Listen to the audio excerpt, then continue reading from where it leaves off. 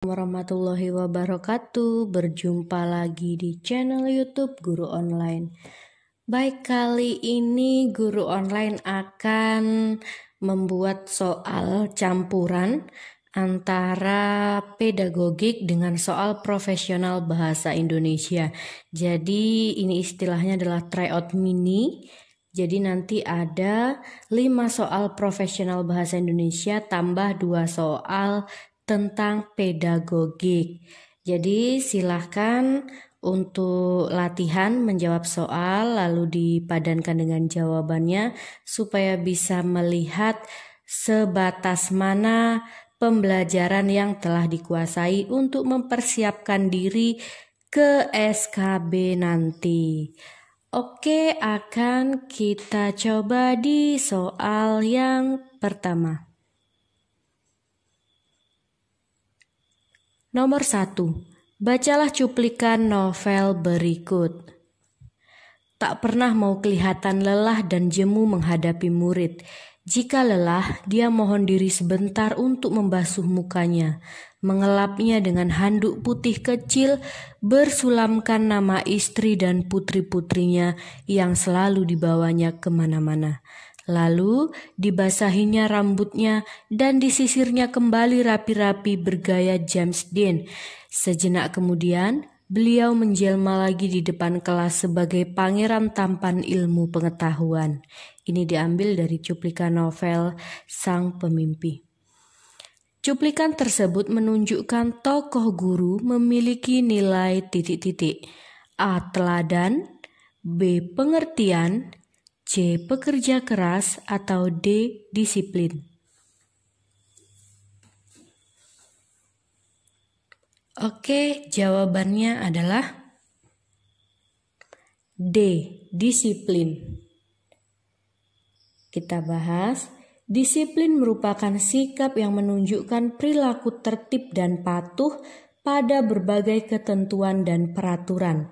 Karakter disiplin dapat tercermin pada sikap sangat menghargai waktu, konsisten dalam menjalankan tugas, taat pada tata tertib, taat pada berbagai ketentuan, dan tertib menjalankan ibadah. Disiplin dan konsisten dalam menjalankan tugas tampak dalam diri Pak Belia atau guru tadi. Ia tak pernah mau lelah dan jemu menghadapi murid. Oke, kita masuk ke soal nomor 2. Cermatilah kutipan berikut. Bagi nenek, wibawa harus terus dijaga agar orang di luar geria mau menghargai. Kenyataannya, memang nenek bisa mengatur keluarga, bahkan Ida Bagus Tugur, suaminya, takkan berkutik hanya dengan batuk kecil. Anehnya, nenek hanya pandai membaca kesalahan-kesalahan yang dibuat suaminya, tapi dia tidak lihai membaca kesalahan anak kesayangannya. Anak lelaki satu-satunya yang teramat dia kagumi dan terlalu sering membuat masalah itu. Pendeskripsian watak tokoh nenek yang keras kepala dalam kutipan novel tersebut diungkapkan melalui A. Situasi sekitar tokoh, B. Gambar fisik tokoh, C. Tingkah laku tokoh, D. Tanggapan tokoh lain. Oke, jawabannya adalah D. Sekarang mari kita bahas. Pendeskripsian watak tokoh nenek yang keras kepala dalam kutipan novel tersebut diungkapkan melalui tanggapan tokoh lain. Tokoh lain, yaitu cucu, menyebut tokoh cerita dengan sebutan nenek dan menyampaikan sifat dan perilaku atau watak tokoh nenek. Pengarang dapat menyampaikan watak tokoh melalui cara langsung dan tidak langsung. Penyampaian watak secara langsung adalah melalui pengarang itu sendiri.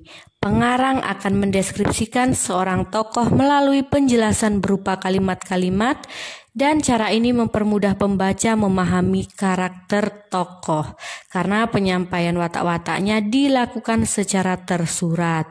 Sedangkan penyampaian watak secara tidak langsung adalah melalui percakapan antar tokoh, pikiran tokoh, tindakan tokoh, serta pendapat tokoh lain.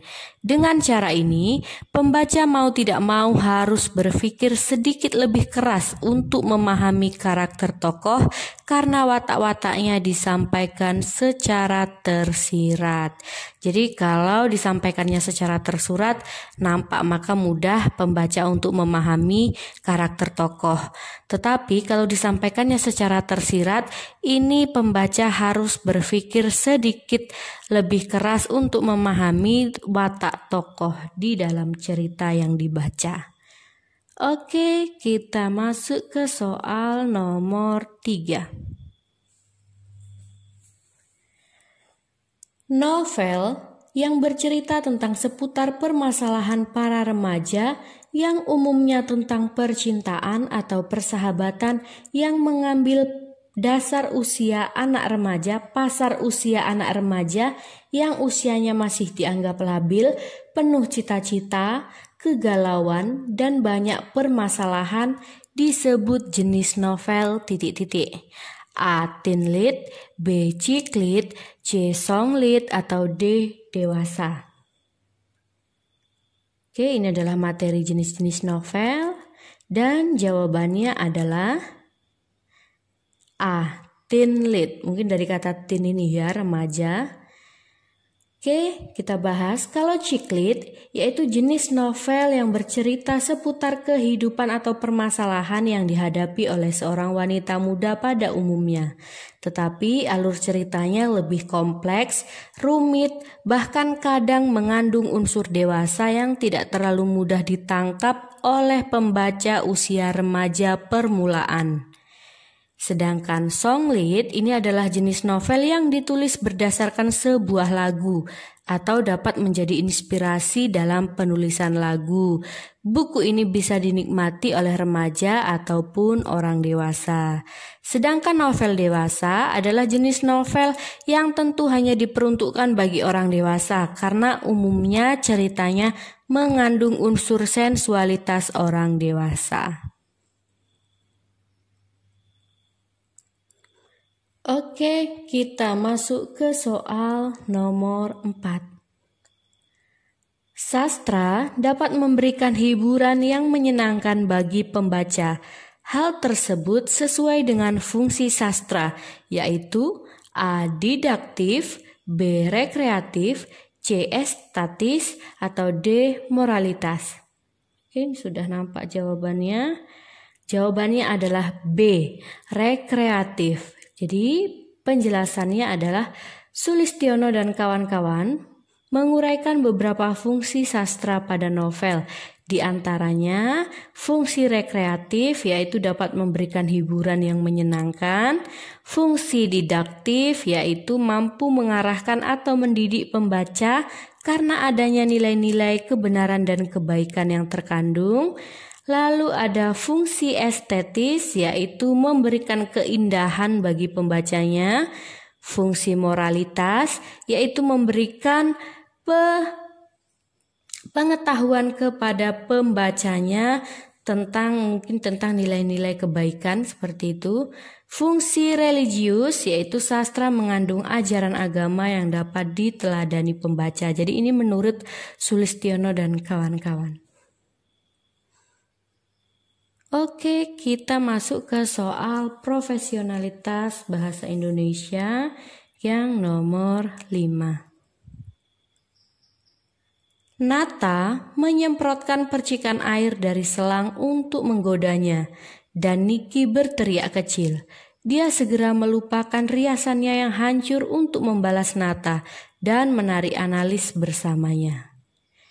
Pada penggalan paragraf di atas terdapat beberapa kata kerja, kecuali A. menyemprotkan, B. menggoda, C. berteriak, atau D. percikan.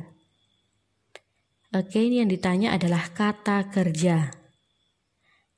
Menyemprot itu kata kerja, menggoda juga kata kerja, berteriak juga kata kerja, tetapi kata kerja pasif kalau aktifnya adalah meneriaki bisa juga ya kan, meneriak atau berteriak. Oke, sama lah intinya meneriak atau berteriak ini kata kerja juga. Lalu yang dia adalah percikan. Percikan ini percik plus an. Jadi bukan kata kerja ya, tidak ada kata kerja percikan. Jadi percikan yang bukan ya. Jadi jawabannya adalah D. Oke, kita masuk ke soal pedagogik nomor 6. Memahami perbedaan karakteristik peserta didik merupakan tantangan besar bagi pendidik dalam menunjang perkembangan potensi peserta didik.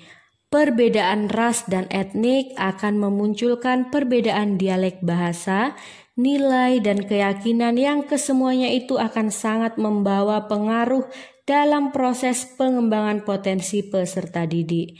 Pendidik harus peka dan memiliki sikap positif terhadap perbedaan karakteristik peserta didiknya. Perbedaan ras, suku, budaya, kelas sosial peserta didik merupakan salah satu faktor titik-titik yang mempengaruhi potensi peserta didik. A. Faktor internal, B. Faktor eksternal, C. Faktor pendukung, atau D. Faktor penghambat. Oke, jawabannya adalah B. Faktor eksternal yang mempengaruhi potensi peserta didik. Oke, faktor eksternal yang mempengaruhi potensi peserta didik yang pertama itu ada lingkungan sosial, yang kedua lingkungan sosial keluarga, yang ketiga lingkungan sekolah, dan yang keempat adalah perbedaan ras, suku, budaya, kelas sosial peserta didik. Jadi ini adalah macam-macam faktor eksternal yang dapat mempengaruhi potensi peserta didik. Berikut ini termasuk ke dalam tindakan yang berhubungan dengan motorik kasar, kecuali A. melempar, B. menangkap, C. menggambar, atau D. menendang. Kalau motorik kasar itu jawabannya adalah C. Oke, ini adalah salah ketik ya. Oke, jawabannya bukan D ya. Nomor 7 ini saya ulangi lagi, jawabannya adalah C. menggambar. Jadi penjelasannya, di dalam belajar ada 3 ranah yang satu sama lain tidak dapat dipisahkan, yaitu ranah kognitif, ranah afektif, dan ranah psikomotor yang berhubungan dengan motorik kasar, yaitu melempar, menangkap, menendang, dan motorik halus itu menulis dan menggambar. Jadi kalau menulis dan menggambar itu adalah motorik halus. Sedangkan di pertanyaannya ini adalah yang berhubungan dengan motorik kasar tetapi kecuali ya, berarti yang bukan adalah menggambar karena menggambar masuk ke dalam motorik halus.